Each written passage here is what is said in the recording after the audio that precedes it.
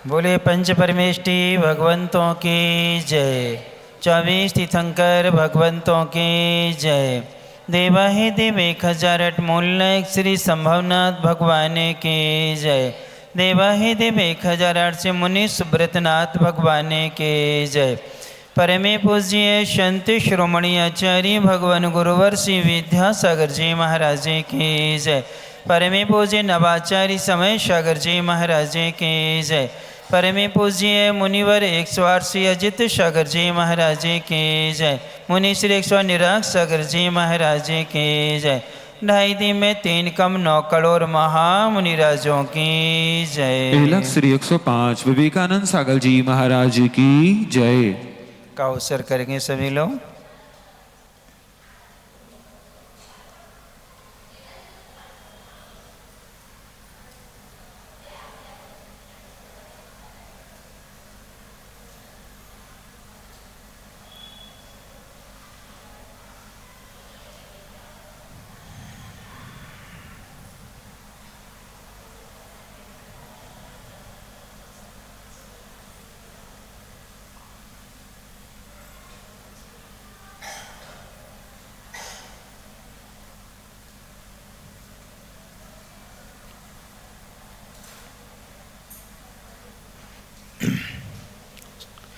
अपन सब लोग यहाँ पर दुर्गति का निवारण करने वाली और पुण्य को बढ़ाने वाली और परंपरा से मोक्ष को देने वाली ऐसी तीर्थंकर की स्तुति को अपन पढ़ रहे थे, जिस स्तुति के माध्यम से शंबर पूर्वक कर्म की निर्जरा होती है, जिस स्तुति के माध्यम से अशुभ कर्मों का अर्थात पाप कर्म का स्थिति अनुभाग क्या है, घटता है, और जो असाता वेदने की उदीर्णा नहीं होने देता है, अर्थात असाता को साता में क्या है, परिवर्तित कर देता है। ऐसी तीर्थंकरों की स्तुति बड़े बड़े आचार्यों ने और विद्वानों ने की हुई है। उसी में महावीर भगवान की स्तुति संबंधवद आचार्य महाराज ने युक्तानुशासन नामक ग्रंथ में महावीर भगवान की स्तुति की है। फिर उन्हीं संबंधवद स्वामी जी ने शंभी स्तोत्र में भी 24वें तीर्थंकर महावीर भगवान की क्या की है, स्तुति की हुई है। ऐसे महावीर भगवान की स्तुति करने वाले बहुत सारे आचार्य हुए हैं।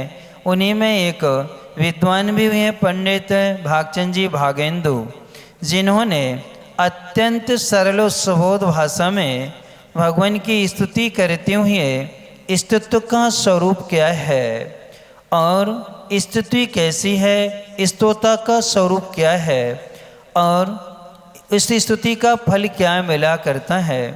तो यहाँ पंडित जी के लिए और आचार्य संबंधवत जी के लिए भगवान के पूजन करने में कोई मनुष्य नहीं मिला। उदाहरण के रूप में उन्होंने रथकंडक शावकाचार्य में दिया है।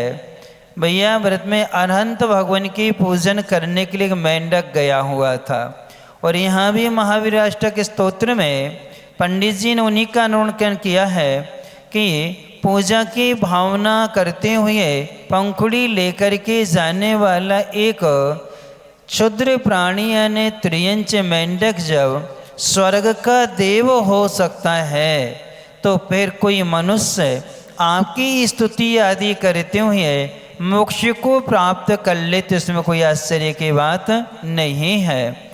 आज अपन सब लोग अन्य स्थानों पर भटकते हैं, वीतराग भगवान को छोड़ कर के अन्य जब हम देवी देवताओं की स्तुति भक्ति पूजन आदि करते हैं, उससे हमारा पुण्य घटता है, कभी बढ़ता नहीं है।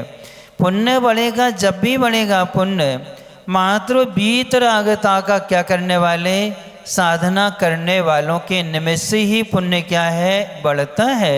लेकिन जो दोषों से सहित है, राग और द्वेष से सहित हैं, पाप कर्म आदि से सहित हैं, उनकी पूजन आराधना स्तुति करने से कभी पुण्य बढ़ता नहीं है। यह एक अविरत सम्यक दृष्टि फिर एक व्रती श्रावक श्राविकाएँ, महाव्रती मुनि महाराज आदि, और फिर इसके बाद में आचार्य उपाध्याय, अरहंत तो सिद्ध, इनकी स्तुति करने से अशुभ कर्म की निर्जरा होती है, पुण्य कर्म का संचय होता है, पुण्य में वृद्धि होती है, मोहिनी कर्म का स्थिति अनुभाग घटता है, चारों घातिया कर्मों का स्थिति अनुभाग क्या है, घटता है। स्थिति कब तक ये फल देगा और कितनी मात्रा में फल देगा उसका नाम है अनुभाग।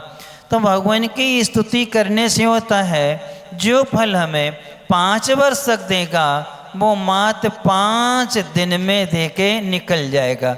जो फल हमारे लिए विष या कांजी या हलाहल जैसा फल देने वाला है वह परिवर्तित हो करके हमारे लिए क्या है, गुड़, खांड, मिश्री और अमृत के रूप में क्या है, देने में समर्थ हो जाता है। किसका फल है ये? हे भगवान, आपकी निर्मल मन से, प्रशस्त मन से स्तुति करने से। प्रशस्त मन की विशेषता क्या है? 4 चीज़ों से रहित मन को प्रशस्त कहा जाता है। भय, आशा, स्नेह और लोभ। इन 4 चीज़ों से रहित जिसका मन है वह कौन सा मन है? प्रशस्त मन कहलाता है।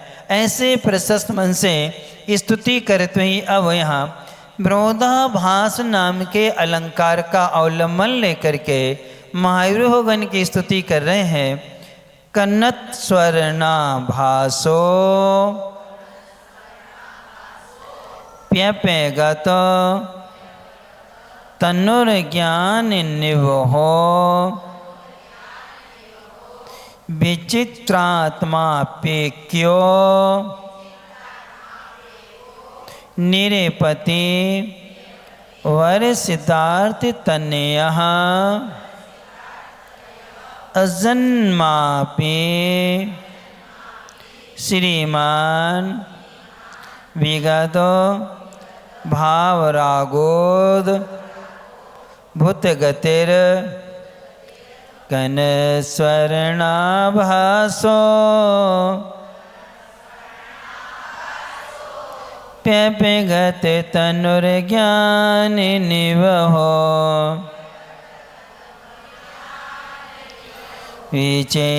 विचित्रात्मापेक्यो निरपति वरसदार्ति तनयः अजन्मापि श्रीमान विगत भवरागोद्भूतिगतिर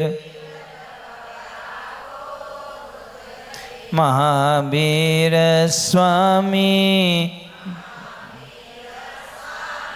नयन पथिगामी भवतु मे।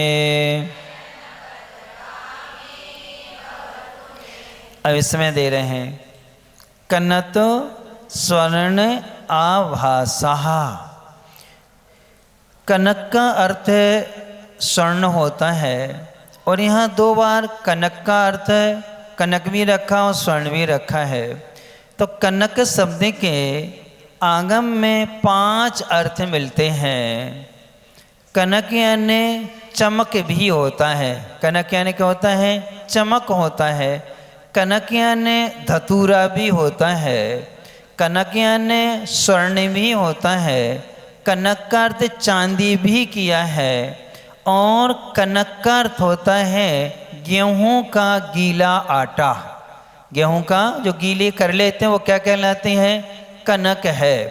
तो ये 3 चीज़ें हैं, यानी 5 अर्थ हैं। तो एक दोहा चलता है कि कनक कनक में क्या है? फेर है। एक खाएं बोराए, एक पाए बोराए। यानी वहाँ 2 अर्थ मिले हैं। कनक का अर्थ धतूरा होता है। धतूरा को खाने से नशा आता है। क्या आता है? नशा आता है, मदहोश हो जाते हैं, वह उन्मत्त हो जाता है। एक को खाने से उन्मत्त होता है और एक को पा करके पाने से अर्थ क्या लिया, स्वर्ण यदि किसी को मिल जाए तो क्या होता है, वो भी उन्मत्त हो जाता, मद में क्या होता है, चूर हो जाता है।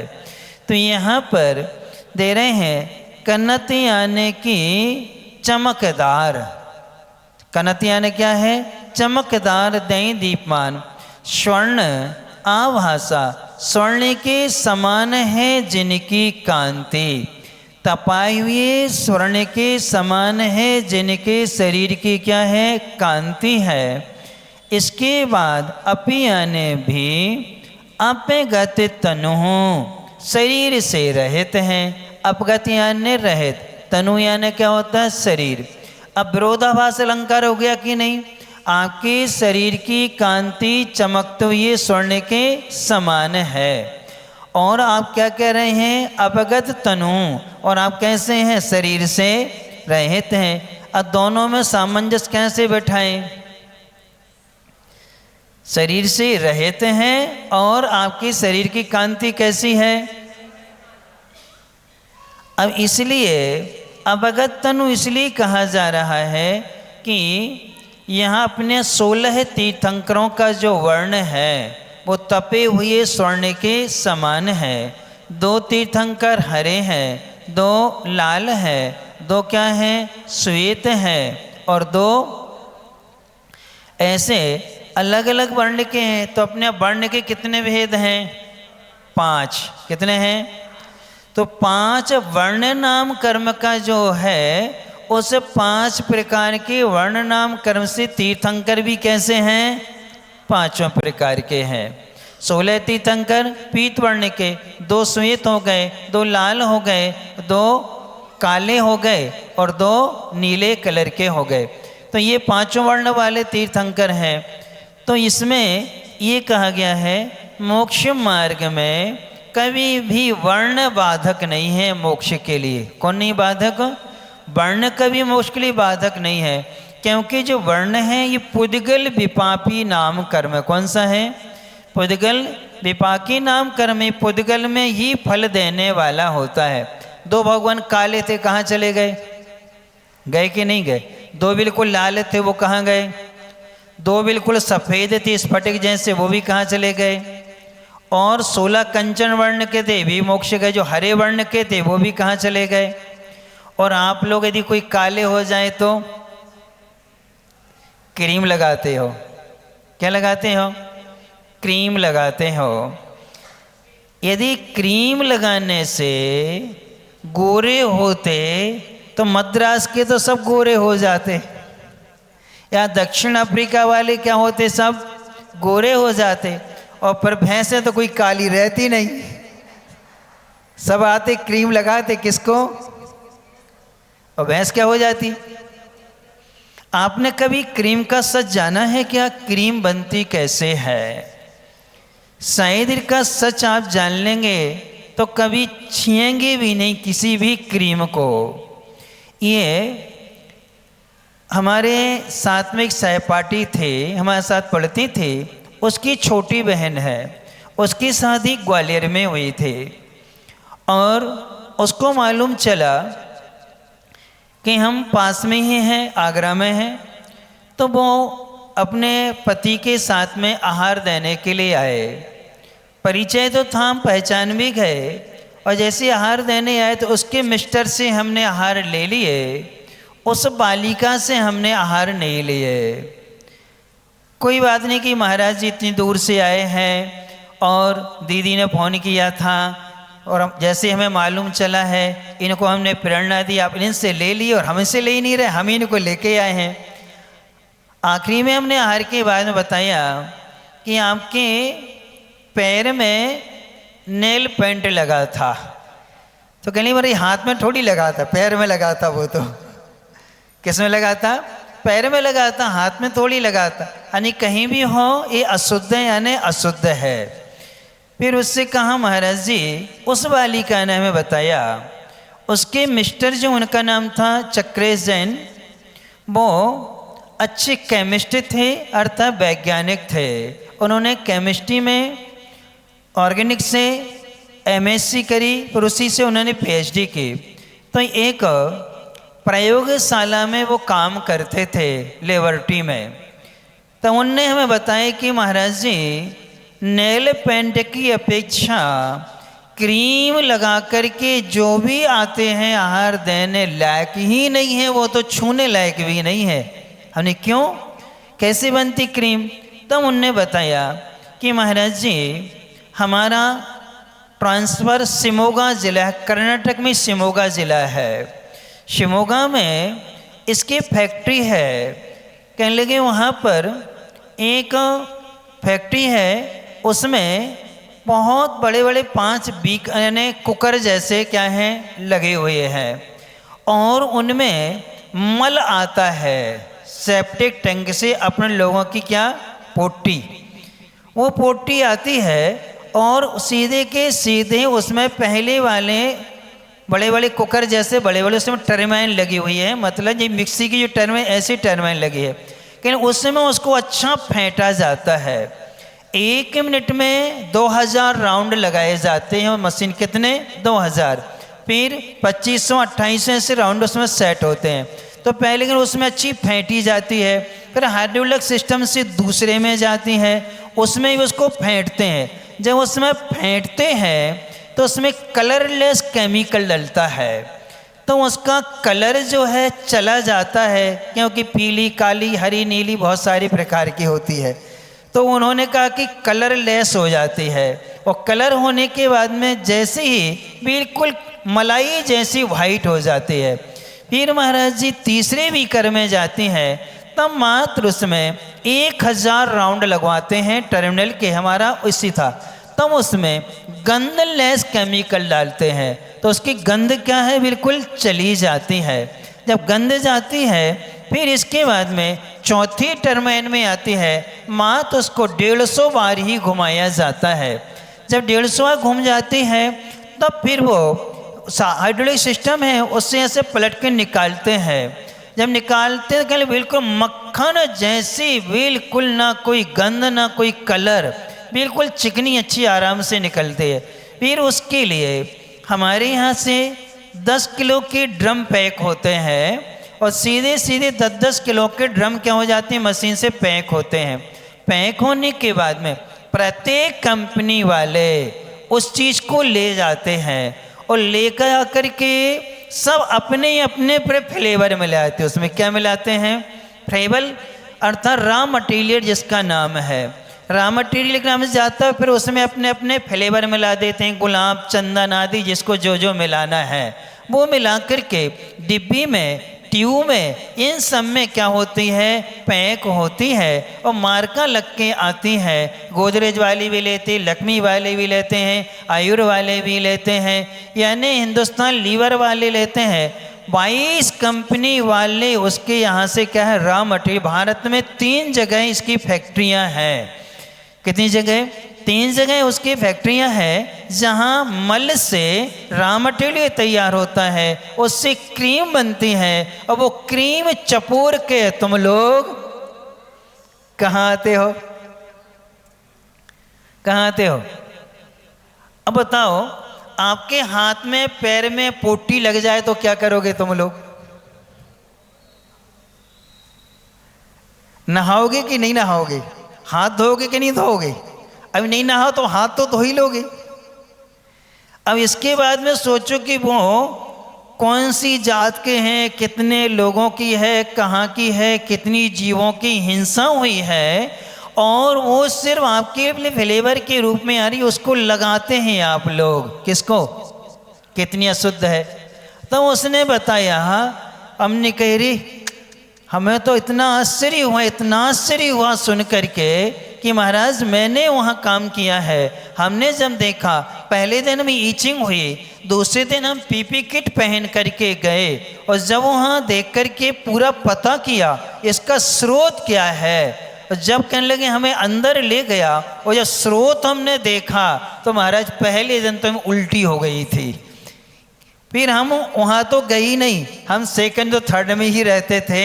फर्स्ट से जब चेंज होके आते थे कलरलेस और गंधलेस वाले को हम ऑपरेट करते थे। यानी इतने गंदे तरीके से क्रीम बनती हैं, और उससे गोरे होने का आप लोग क्या है एडवर्टाइज देखी होगी, एक काली लड़की होती है, उसने झट से लगाई तो क्या हो जाती वो। ये बताओ, ये जो है ये करने से अपने यहाँ पर बताया है मायाचार का लक्षण वर्ण विलेप, यानी किसी भी वस्तु का वर्ण बदलना क्या कहलाती है, मायाचार। अब जब हमारे यहाँ दो काले भगवान मोक्ष चले गए, लाल भगवान मोक्ष चले गए, सफेद पीले हरीरे सब मोक्ष चले गए, फिर तुम लोग क्या करते हो। हमारा युग सागर जी महाराज तो बिल्कुल काले हैं, भले आचार्य सिंह गोरे हैं, लेकिन युग सागर जी क्या हैं, संघ में बहुत से महाराज काले हैं, तो क्या मोक्ष नहीं जाएंगे क्या। और पर तुम लोग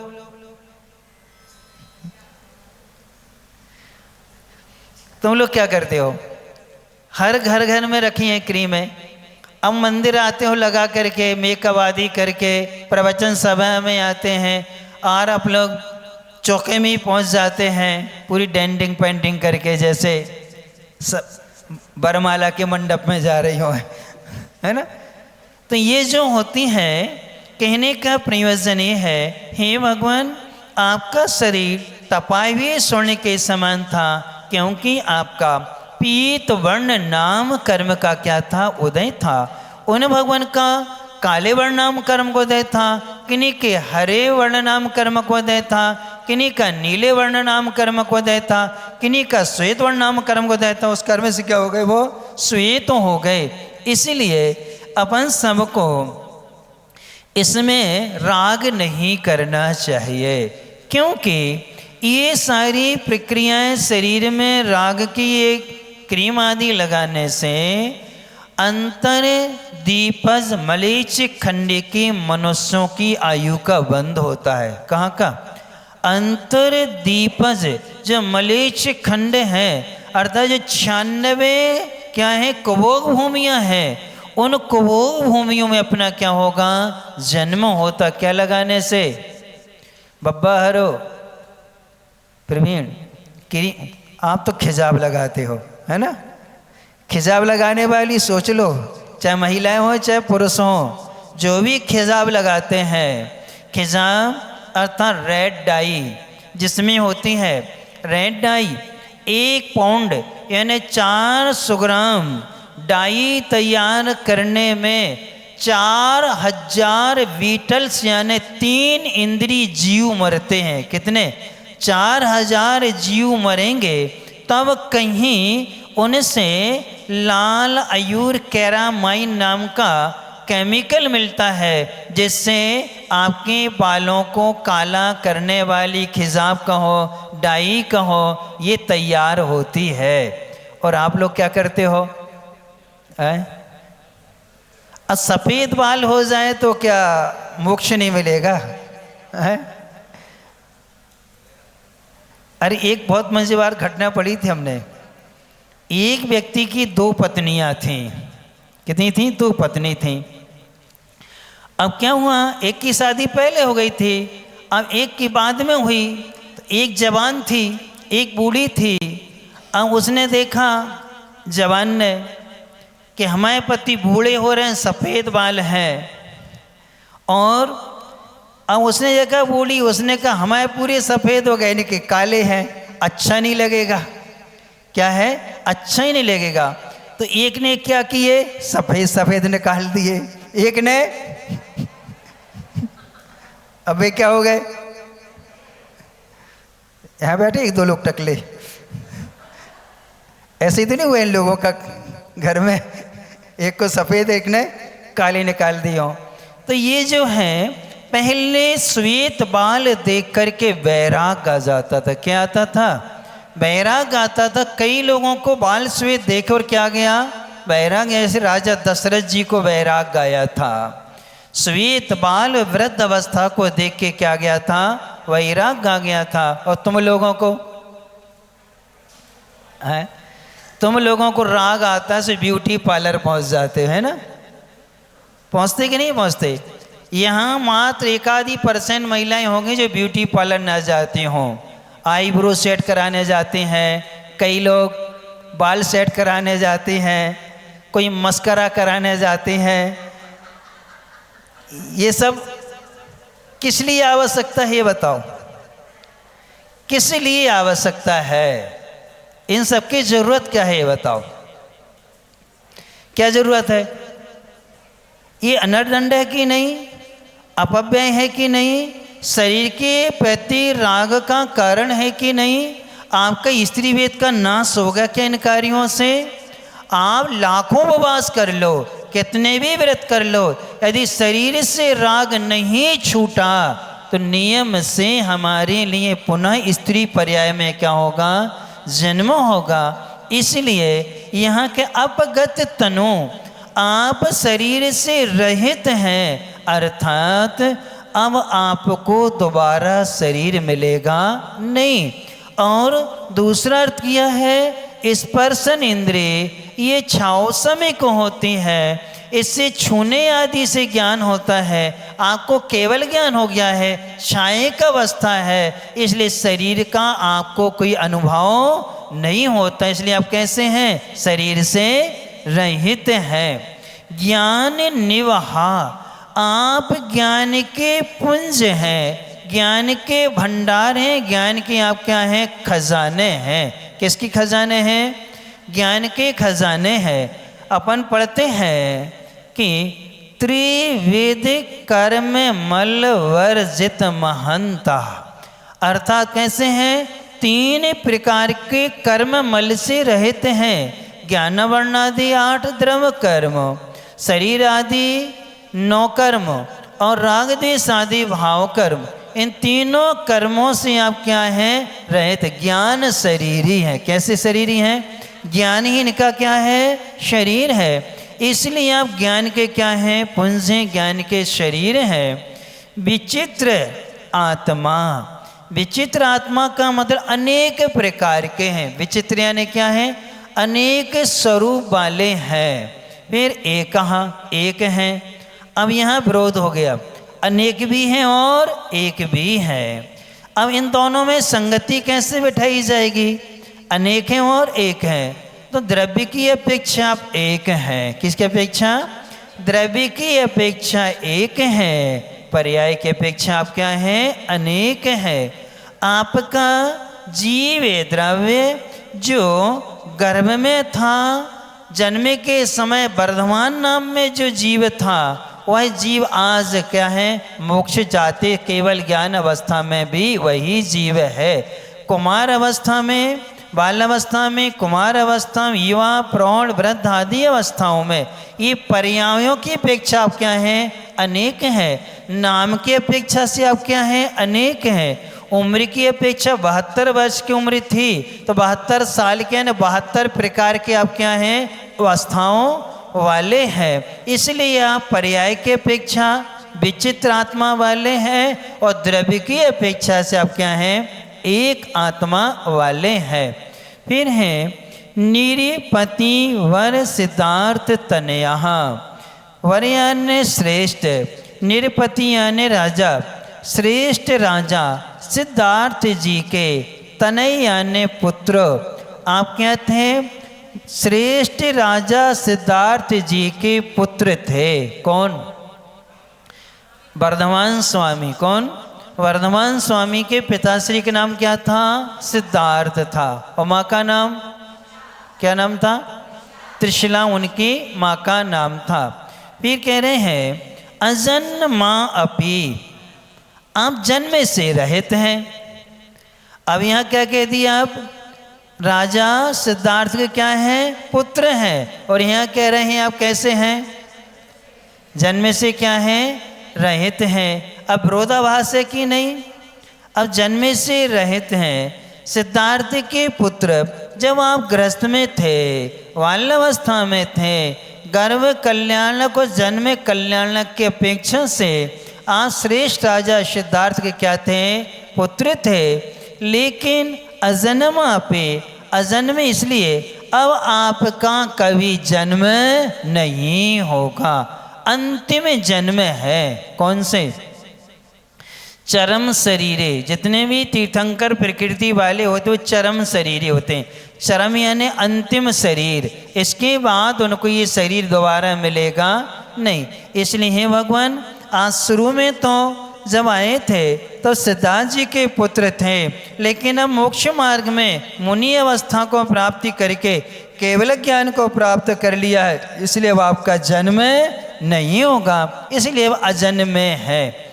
फिर इसके बाद में अपी आने भी श्रीमान अर्थात आप अंतरंग और बहिरंग लक्ष्मी से सहित है। किससे?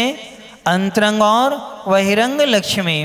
वाह लक्ष्मी समोसन आदि विभूति से सहित हैं। अष्ट प्रातिहार्य और 14 देवकृत अतिशय, 10 ज्ञान के अतिशय और 8 प्रातिहार्य और 4 चतुष्टय।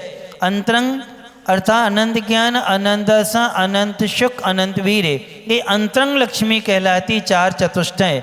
और समोसरण अष्ट प्रातिहार्य, देवकृत 14 अतिशय और केवल ज्ञान के 10 अतिशय, ये सब क्या कहलाती? बहिरंग लक्ष्मी कहलाती। कौन सी? इसलिए आप क्या हैं? श्रीमान है। फिर है विगते भव रागहा, आप जो है सांसारिक राग से रहित हैं। किससे? अब इन दोनों में विरोधाभास है कि नहीं? यहाँ तो श्रीमान है और यहाँ कह रहे हैं आप कैसे हैं? सांसारिक राग से विगत यानी क्या है? रहित हैं। भाव यानी राग, संसार होता है, सांसारिक राग जिनका निकल गया है वो विगत राग यानी वीत राग कहलाते हैं। इसलिए ये विरोधाभास इसलिए है कि आप अंतरंग बहिरंग लक्ष्मी से सहित होकर के भी राग से रहते हैं। समोसरण जरूर है, लेकिन समोसरण में आप सिंहासन पर बैठते हैं, इस सिंहासन का स्पर्श नहीं करते। विहार होता है, 225 कमलों की रचना होती है, लेकिन वो कमलों पे कभी पैर रखते नहीं हैं। कौन? केवल ज्ञान, जिन जिनको केवल ज्ञान होता है चलते हैं सबको, जिनके जमीन का कभी स्पर्श नहीं करते हैं। तो इस प्रकार से ये दोनों चीज़ें विरोधाभास इसलिए है, ये अतिशय दिखलाने के लिए श्रीमान है और कर्म का क्षय हो जाने से आप क्या है? सांसारिक राग से रहित है। अद्भुत गति आपकी जो है, कैसी गति है? अद्भुत गति यानी विचित्र परिणति वाले हैं। अद्भुत गति यानी विचित्र परिणति है। किनकी? आपकी। विचित्र परिणति कैसी विचित्र परिणति है? विचित्र परिणति का प्रयोजन है कि आपने जिनसे जन्म लिया है और जिनके घर में जन्म हुआ है, आप उस घर की और उनकी कोई भी वस्तु को ग्रहण नहीं करते। ना तो वो माता पिता के वस्त्र पहनते, माँ का दुग्ध पान भी नहीं करते और माँ के द्वारा बनाया हुआ भोजन भी नहीं करते। उनका भोजन कहाँ से आता है? स्वर्ग से आता है। और उनके वस्त्र आभूषण भी कहाँ से आते हैं? स्वर्ग से आते हैं। यानी कितनी विचित्र परिणति है। जिस माँ ने 9वां गर्भ में रखा है, अब उसी माँ के हाथ का बना हुआ कोई भी द्रव्य, लेकिन माँ को एहसास नहीं हो पाता है कि ये द्रव्य कहाँ का है? देवों द्वारा लाया गया है और माँ ही खिलाती है, लेकिन वो है किसका? कहाँ से आता है? वस्त्र पहनाती माँ ही है, लेकिन आते कहाँ से हैं? सब वहाँ इतना व्यवस्थित होता है कि मालूम ही नहीं चलता कि सब कैसे हो जाता है। उस तरफ उनका उपयोग भी उस समय नहीं जाता है। अर्थात उनके रूप को देखने के लिए बड़े बड़े मुनिराज भी तरसते हैं। यदि बाल अवस्था में मुनि महाराज ने उन बालक को देख लिया तो उनको सम्यक दर्शन हो जाता है। उनके लिए क्या है, सारी शंकाओं का क्या हो जाता है, समाधान हो जाता है। किनका? मुनिराजों का। और जन्म का एक अतिशय है, अतुल बल होता है। कितना बल होता है? एक दिन का बालक, कितने दिन का?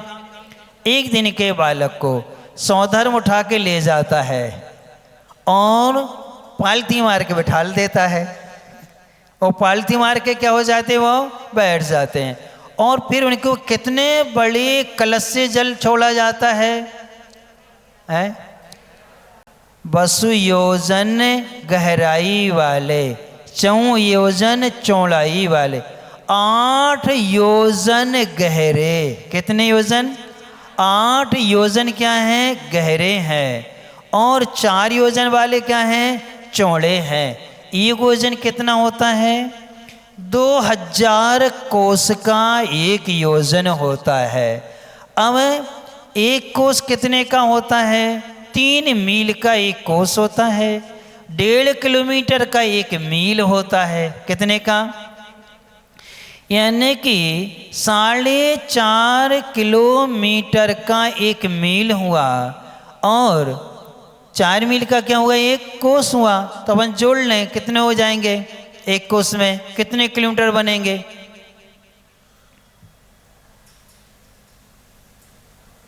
14.5 किलोमीटर। अब ऐसे कितने, 2000 कोस, कितने? और 2000 कोस में 14.5 का गुणा कर दो, इतने किलोमीटर गहरे, और उससे आधे क्या है, चौड़े। अब इतने बड़े से पूरा मध्य प्रदेश आ जाएगा।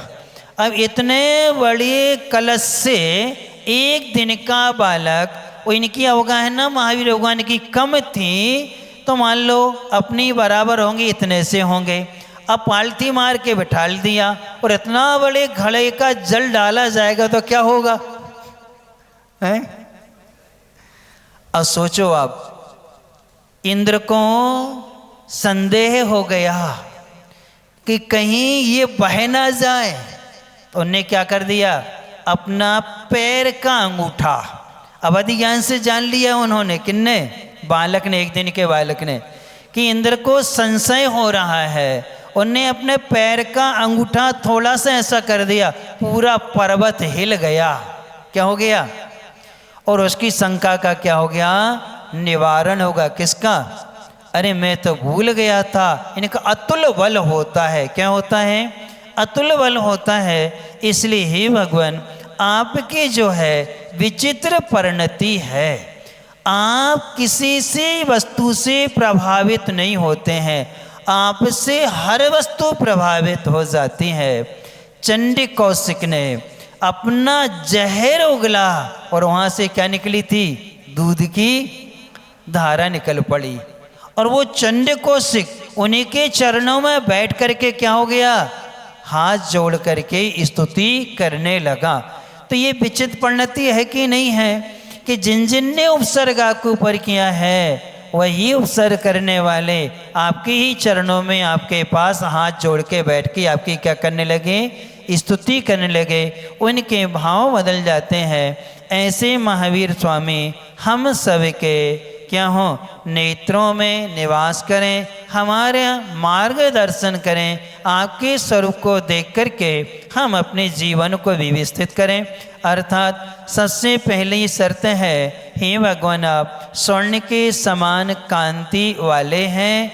ये वर्ण नाम कर्म के उदय से ऐसा होता है। फिर आप जो है शरीर से रहित हैं, क्योंकि आपको छाया ज्ञान हो गया है। परमाधारिक शरीर है, शरीर से आपका कोई ममत्व नहीं है, शरीर होता है, अब शरीर से कोई काम आप लेते नहीं है, और अगले समय में दूसरा शरीर आपको मिलना नहीं है, यह शरीर से रहित हैं। ज्ञान के पुंज हैं, अर्थात ज्ञान ही आपका शरीर है। छायक ज्ञान, छायक दर्शन है, छायक बल है। इस प्रकार से 9 लब्धियों से सहित होने से आप ज्ञान शरीरी हैं। और आप जो हैं अनेक प्रकार के हैं, पर्याय की अपेक्षा से अनेक स्वरूप वाले हैं, द्रव्य की अपेक्षा से एक स्वरूप वाले हैं और श्रेष्ठ राजा सिद्धार्थ के पुत्र हैं, फिर भी जन्म से रहित हैं, क्योंकि आपने जन्म जरा मृत्यु का नाश कर दिया है। अब आपने जन्म जरा मृत्यु, जन्म का कारण क्या है? जन्म का कारण क्या है? एक शब्द में उत्तर दो। जन्म का कारण है मिथ्यात्व। जन्म का कारण क्या है? मिथ्यात्व के कारण ही जन्म होता है। इसलिए आपने उस मोहिनी कर्म का समूल रूप से क्या कर दिया है? नाश कर दिया है। इसलिए आप क्या है? जन्म से रहित हैं। जरा का कारण क्या है? जरा यानी बुढ़ापा। किस कारण से आता है बुढ़ापा? स्वाध्याय तो करते हो, नहीं करते? कहाँ रुचि होती तलवाला वालों को। सबसे बड़ी आप लोगों की विसंगति है। जब चातुर्मास नहीं हुआ था उस समय आप लोगों के भाव कुछ और थे, और जब हो गया सब बदल गए गिरगिट जैसे, है ना। यानी उस समय तो नहीं महाराज जी आज चतुर्मास कल हम सब लोग आएंगे, सब बैठेंगे, सब उठेंगे, ना तो वो युवा दिखते हैं और ना वो महिलाएं ना बालिकाएं। हाँ बस अभी गाजे बजावे का प्रोग्राम रख दो तो यहाँ जगह नहीं मिलेगी। कै में गाने बजाने की प्रतियोगिता रख दी जाए तो ये स्थान नहीं मिलेगा, जबकि गाने बजाने से कौन सा लाभ होता है तुम्हारे लिए बताओ। यदि हम उतने समय में एक स्तोत्र का, एक स्तुति का, एक पूजन आदि के शब्दों के अर्थ को समझ लें, वो हमारे जीवन भर क्या आएगा? काम आएगा। उसमें हमारी रुचि नहीं है। तभी तो स्वाध्याय में सुबह आप लोगों की स्थिति यह है, वहाँ चौकों में 20-20, 25-25 महिलाएं होती हैं, एक पुरुष खड़ा होता है, तब हम बड़ा आश्चर्य होता है। यानी चौथा काल है नहीं है, चक्रवर्ती है नहीं जे, नारायण प्रति नारायण है नहीं है, क्योंकि उनकी हजारों रानियां होती थी। तो एक पुरुष खड़ा है और 25-25, 20-20 महिलाएं खड़ी हैं, तो ये है क्या? आपके लिए जिसका चौका है उसको व्यवस्था करने दो। अपने आराम से दो लोग बहुत अच्छे से तैयारी व्यवस्थित कर सकते हैं और वो करें, और आप लोग यहाँ सब छोड़ करके वहाँ चले जाती हैं, बैठे गप्पें करती हैं, एक भी स्वाध्याय में क्लास में नहीं आती। सुबह की स्थिति हमने देखा, एक दिन मात्र 12 महिलाएं थीं और बढ़ते बढ़ते लास्ट हमने प्रवचन के उस दिन समाप्त करते करते 26 हो गई थी। अब विचार करो क्या ये स्थिति है। ये जो आप लोगों की प्रवृत्ति है ये आपको स्वाध्याय की प्रति अरुचि उपेक्षा को क्या करती है? बतलाती है। दोबारा कब मौका मिलेगा? कभी मौका मिलेगा दोबारा? क्या आपका जीवन शेष रहेगा? और शेष रहे तो क्या हम लोग दोबारा मन बना पाएंगे क्या? भैया वहाँ तो रुचि है ही नहीं है किसी चीज़ में, या ना तो स्वाध्याय में ना कोई कर्तव्य में हमारी रुचि नहीं रहती है। इसलिए अपन सब के लिए इन सब में क्या करना चाहिए? रुचि बना लेना चाहिए। इसलिए मिथ्यात्व ही क्या होता है? जन्म का कारण होता है। और मिथ्यात्व का जब जब नाश होता है वो तत्व ज्ञान से होता। किससे होता है? तत्व ज्ञान से। क्यों? बिन जाने दोष गुणन को कैसे तजिए। जब तक हम जानेंगे नहीं कैसे त्याग करेंगे और कैसे हम ग्रहण करेंगे। इसलिए हमें जानना अनिवार्य है। आप लोगों की बालिकाएं हैं, जिस समय क्लास इस समय कोचिंग, बहुत सी बच्ची आती हैं आरती करके भाग जाती हैं, कोई माला फेरती हैं, कोई पाठ करती हैं। अब माला और पाठ करने में फ़ायदा है कि क्लास में बैठ के स्वाध्याय करने में फ़ायदा है? कई लोगों को गप्पों में मन लगता है। क्लासें यहाँ चलती हैं, हम देखते हैं तत्वासुत पढ़ने आते हैं, कुछ लोग तत्वासुत पढ़ के महाराज जी फ्री कर देते, वहाँ बैठी बैठी गप्पें करती रहेंगी कि ये नहीं कि बैठ के हम क्लास अटेंड कर लें। वहाँ भी नहीं बैठना, क्या करना? अभी बहुत से टीवी देख रही होंगी, कई लोग मोबाइल को चला रही होंगी, मोबाइल आदि देख रही होंगी। अब विचार करो, वो पर आती हैं महाराज जी आहार ले लो, क्या कर लो। एक ही महाराज जी आप हमारे थे आई नहीं, हमने 4 दिन चौका लगाया, 5 दिन लगाया, 5 दिन में ही आप नहीं आए हमारे थे। हमने कही हमारे चौका में तुम कितनी बार आई? हमारे चौका में तुम कितनी बार आई? तुम तो दिन में 1 बार पलगान करत हो, हमारे तो 3 बार चला था, सुबह दोपहर और शाम को, और लगातार चल रहा है। तुम तो 4 दिन बाद बंद कर देते, हमने तो अभी तक बंद नहीं किया। विचार करो आप लोग। और हमारी शिकायत करें, एक दिन भी क्लास में आना नहीं, कभी कोई प्रवचन सुनना नहीं, और सारे के सारे प्रैक्टिकल हमें पे होते हैं। यानी हम कहीं जाएं, सीखें, उठें बैठें कि कौन वस्तु कैसे तैयार होती, किसकी क्या प्रक्रिया है, इसका हमें कोई मतलब नहीं है। एक समय ने पूछा कि ये घी महाराज जी घर का है? अच्छा, तुम्हारे यहाँ भैंस है? नहीं नहीं महाराज जी मलाई का है। कितने दिन की मलाई? हमारे 4-5 दिन की मलाई का निकाल लेते हैं। अब आपने 5 दिन की मलाई क्या, 2 दिन की मलाई का घी भी अबक्षी की कोटि में आता है। किसकी कोटि में आता है? मात्र 24 घंटे की मर्यादा है। वो 24 घंटे में मलाई को गर्म करके घी निकाल लिया, वह घी ही लेने लायक है, अन्यथा आप साधु को अवक्ष भोजन खिला रहे। क्या दे रहे हो? अब पता ही नहीं है महाराज जी में, क्या पता नहीं, क्लास में है महाराज घर बतावे तो वहाँ है न तुम आए थे, और बता लो महाराज जी आहार के बाद बतान भी लगे तो पहले ही भाग जाते। एक गिलास दिया। और आपने खो खो का खेल देखा? खो खो में क्या होता है? क्या होता है? छुआ और चौका में यही तो होता है। एक कबड्डी का खेल और एक, बस 2 हैं। जब तक सांस चलती है तब तक बोलता है, सांस टूट लगी तो भाग जाता है वो।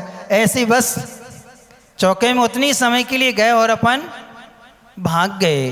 तो हमें कुछ सीखने को नहीं मिलता है। इसलिए आपसे कह रहे हैं जन्म का कारण मिथ्यात्व है। जिन्होंने मिथ्यात्व का नाश कर लिया है उनका कभी जन्म नहीं होता है। यदि सम्यक दर्शन के साथ जन्म होगा वो पाद सैया पर होता है, अर्थात उनका गर्भ में जन्म नहीं होता है। और पाद सैया पे जो जन्म होता है वहाँ कष्ट नहीं होता। देवगति में, नरकों में तो कष्ट होता है, उपास सैया वहाँ जन्म होते हैं। छूते ही साथ में 5000 धनुष ऊपर उछल जाते हैं, वह नीचे गिरते हैं। कई वर्षों तक फुटबॉल जैसे अपन क्या है ऊपर नीचे होते रहते, नरकों की है। लेकिन स्वर्ग में जैसे समय जैसा जन्म होता है, होते ही साथ में स्पर्श किया उत्पन्न संज्ञा को, और 18 वर्ष या 16 वर्ष के युवक जैसा क्या है शरीर हो जाता है। देवों का कभी बुढ़ापा नहीं आता है। उनकी शरीर की संरचना वैकृत शरीर है, शाद धातु से रहित होता है, इसलिए उनके शरीर की परछाई भी नहीं पड़े। अपनी शरीर की पड़ती लेकिन देवों के शरीर की परछाई नहीं पड़ती। क्यों? वैकृत शरीर होने से। तो इसलिए ऐसे मिथ्यात्व को छोड़ करके हम जन्म से क्या हैं रहित हो जाएंगे। श्रीमान होने के 2 कारण है, यानी कि बहिरंग लक्ष्मी हमें कब मिलती है? दानांतराय कर्म के क्षौभसम से। किससे? जब हम देंगे तब मिलेगा या जब मिलेगा तब दोगे? बोलो है? जब हम देंगे तब मिलेगा या जब मिलेगा तब दोगे? क्या है आप लोगों की सोच? क्या सोच है आप लोगों की? देखो, ये सच्चे वाला सिद्धांत है, देने से मिलता है। किसान सबसे पहले भूमि को बीज देता है। कौन? किसान भूमि में क्या करता है? बीज को देता है, और वो 4 माह 6 माह तक उसकी संरक्षण करता है, सुरक्षा करता है, तब कहीं उसको क्या है बहुत ज़्यादा क्या है मिलता है। और अपन लोग क्या करते हैं? देते हैं नहीं, और मिलने की क्या करते हैं? चाहे रखते हैं। श्रीमान ये विभूति समोसन आदि के जो मिलती हैं ये दान करने से मिलती। क्या करने से? दान करने से। 4 प्रकार का दान। बहिरंग समोसन की रचना करने में क्या होता है? समर्थ हुआ करता है। और अंतरंग लक्ष्मी जो है कर्म के क्षय से मिलती। किससे मिलती है? बहिरंग लक्ष्मी पुण्य के उदय से मिलती है और अंतरंग लक्ष्मी पाप कर्म के क्षय से मिलती है। जब तक 47 पाप प्रकृतियों का नाश नहीं होगा तब तक आपको अंतरंग लक्ष्मी नहीं मिलेगी। ज्ञान वर्ण 5, दर्शन वर्ण 9, मोहिनी 28 और अंतराय 5। ये 47 पाप प्रकृतियों के नाश होने से अंतरंग लक्ष्मी की क्या होती है? प्राप्ति हुआ करती है। और आप जो है राग से रहित हैं और विचित्र परिणति वाले हैं, यानी अद्भुत गति, यानी आपकी जो परिणति है विचित्र है। आपकी जो है पंचम गति है, वहाँ से कभी लौट करके आना होता नहीं है। आप शरीर को छोड़ कर के जाते हैं और अपन शरीर के साथ में मरण होता है। उनका शरीर के साथ में मरण नहीं होता है, उनका निर्वाण होता। क्या होता है? निर्वाण हुआ करता है। इसलिए आपकी जो गति वो कौन सी है? अद्भुत गति है। अर्थात आपके निर्वाण को कोई देख नहीं सकता है, क्योंकि आपकी आत्मा कैसी है? अमूर्तिक हुआ करती है। अब अपन चलते हैं कहानी की ओर, थोड़ा सा आगे बढ़ते हैं कि वहाँ पर संपूर्ण गुणों का मिलान आदि हो चुका था। चंपापुर नगरी में राजा रिपुमर्दन से यही चर्चाएं चल रही थीं कि धन्य है राजन को कि राजा ने बहुत बड़े बड़े राजकुमारों को ना चुन करके एक श्रेष्ठी के कुमार को चुना। किसको चुना?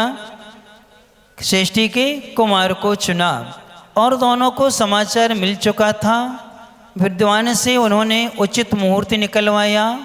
उचित मुहूर्त में उचित तिथि में दोनों का विवाह संपन्न हुआ।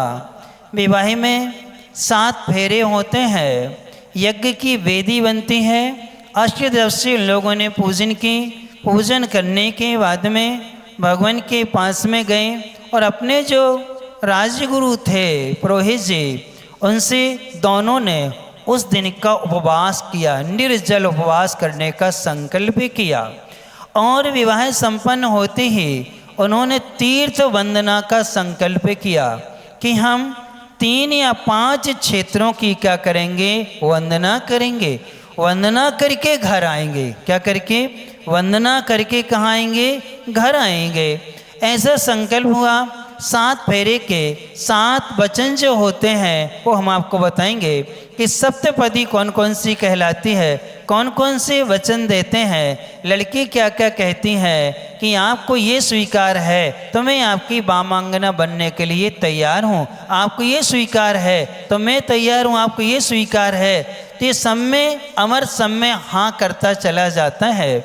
आखिरी में अमर भी एक वचन अपनी पत्नी से लेता है और दोनों का विवाह संपन्न हुआ। विवाह उपवास पूर्वक था। दूसरे दिन उन्होंने चित क्षेत्र की वंदना के लिए गए। वहाँ वंदना की। वंदना करने के बाद में उन्होंने अभिषेक पूजन किया। उसके बाद में आहार जल ग्रहण किया।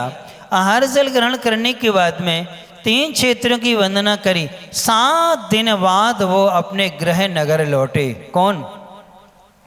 अमर जो है यहाँ पर धनवाय सेठ के यहाँ 7वें दिन वापस आते हैं और आकर के अच्छे से महल में प्रवेश कर जाते हैं और रात्रि व्यतीत होती है। सुबह उठते हैं।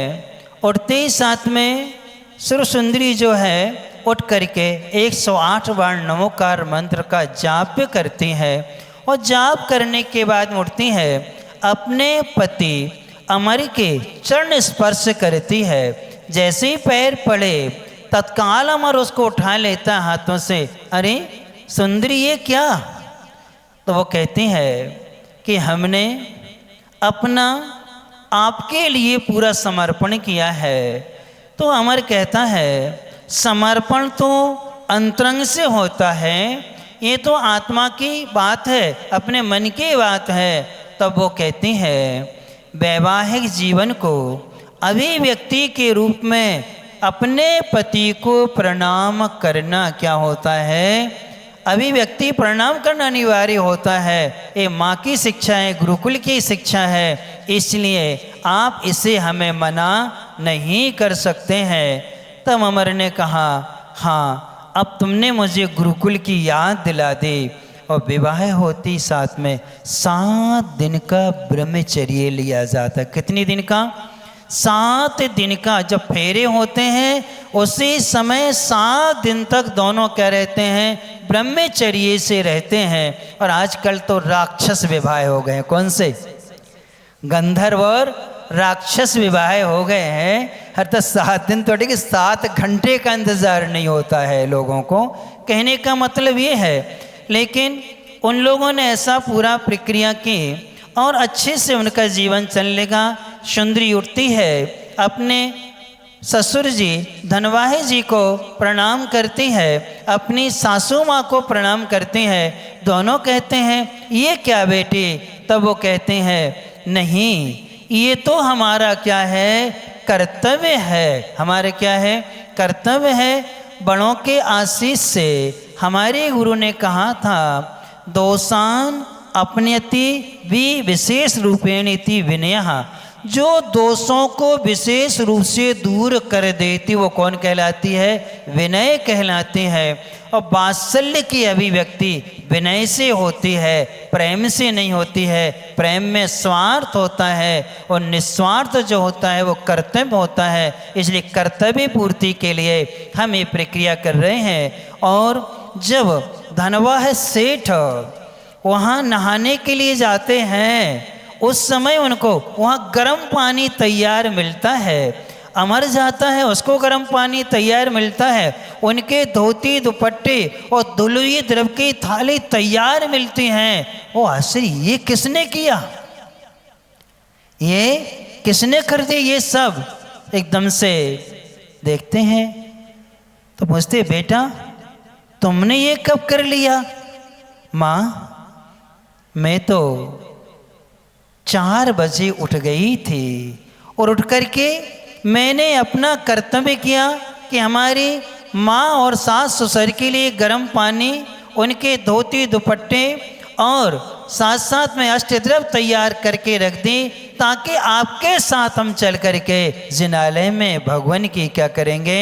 हम अभिषेक देखेंगे और देख करके हम एक साथ क्या करेंगे? पूजन करेंगे। और इतना करके पूजन आदि हो जाती है, वो जल्दी आ जाती है। एक पूजन करके कुएं का पानी आदि भर के सारा भोजन तैयार कर लेती हैं। और जैसे आते हैं श्रीफल हाथ में लेके आती है और कहती है माँ चलें अपन प्रतीक्षा करते हैं कोई अतिथि की। क्या करते हैं? अतिथि की प्रतीक्षा करते हैं। तो माँ कहती बेटी भी कुछ तैयार तो हुआ नहीं है? माँ मैंने सब तैयार कर लिया, पूरा चौका तैयार कर लिया। तुम कब आ गई? बस माँ एक पूजन करके मैं घर आ गई थी और सारी तैयारी हमने कर ली, ताकि हम अतिथि की प्रतीक्षा कर सकें और आपके भोजन की हम क्या करें? तैयारी कर सकें। इस प्रकार से इनका वैवाहिक जीवन व्यवस्थित होता है। शेष कहानी डैश डैश डैश आगे मालूम चलेगा कि आगे क्या होता है। नियम का पालन कौन कौन ने किया? क्या नियम था?